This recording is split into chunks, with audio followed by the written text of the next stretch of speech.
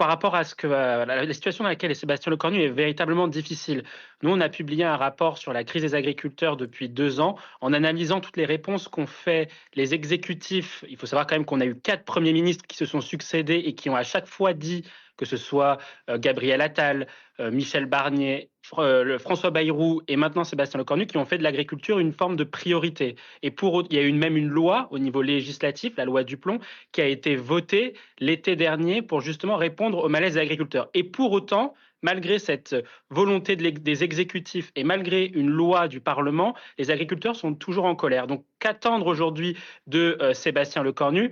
Nous, on a fait un travail rétrospectif, historiquement, comment l'État français répond aux crises agricoles. Eh bien, il y a 3 manières d'y répondre. La première manière, c'est de répondre par la renégociation de la politique agricole commune, c'est-à-dire de dire que la France va récupérer davantage avec la prochaine négociation de la politique agricole commune que ce qu'elle n'a déjà. C'était par exemple le cas au début des années 2000, après la première crise agricole post-réforme de la PAC McCharry.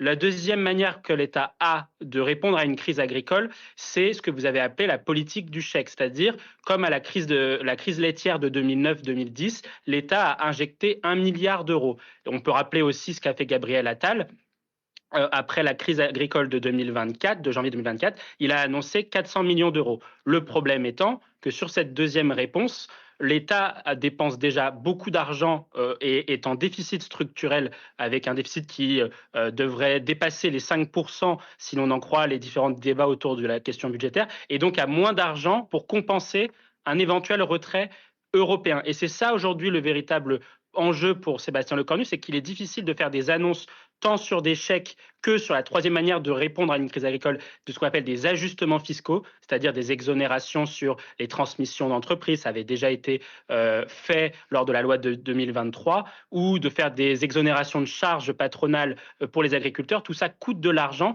et le problème, c'est que l'État aujourd'hui a de moins en moins d'argent et donc il est difficile, et c'est pour ça qu'on parle d'une forme d'impuissance pour Sébastien Lecornu, tant il est difficile pour lui de renégocier la politique agricole commune, puisque le poids de la France, que ce soit au niveau politique, économique et agricole, a baissé au niveau européen. Et il est également difficile de compléter avec des chèques ou des ajustements fiscaux parce que l'État a de moins en moins de moyens sur le plan budgétaire. En fait, ce que fait François Ruffin, c'est qu'il met le gouvernement vis-à-vis finalement d'un point qui est quand même assez central et assez clé et qui est un point en fait structurel sur cette question de rapport entre la France au niveau national et l'Union européenne. C'est qu'aujourd'hui, vous avez en France des agriculteurs qui s'opposent au traité UE-Mercosur. Vous avez aujourd'hui les Français qui soutiennent la mobilisation des agriculteurs, qui sont à 79% favorables à cette mobilisation et donc contre le traité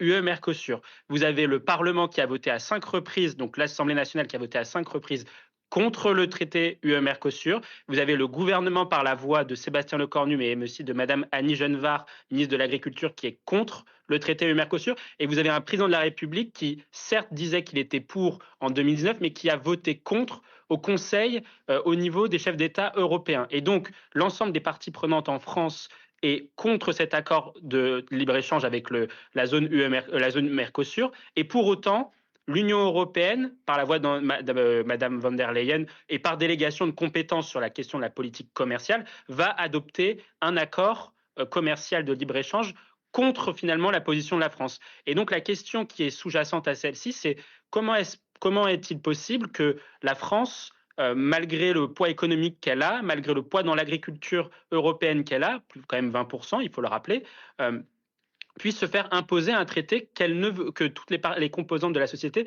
ne veut pas. C'est plutôt ça aujourd'hui, je pense, ce sur quoi essaye d'insister François Ruffin.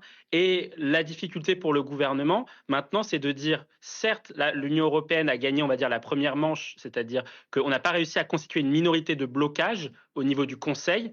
En revanche, le traité a été adopté au Conseil, mais il faut qu'il soit ratifié par le Parlement européen. Et donc, la dernière manière de bloquer le traité, c'est sur la procédure de ratification par le Parlement européen. Et donc, ce que dit Jean-Noël Barrot, c'est qu'il invite les groupes à l'Assemblée nationale qui ont des représentants au Parlement européen Prenons par exemple les Républicains à François-Xavier Bellamy, à la délégation du PPE au Parlement européen, la France insoumise à Madame Manon Aubry et les Verts également, etc., etc. Et donc de porter le combat au niveau du Parlement européen pour que les groupes en France, quand même la France est quand même le troisième pays le deuxième pays pardon, qui a le plus de députés au niveau européen, bah, puissent aussi créer cette minorité de blocage au niveau du Parlement pour empêcher la ratification.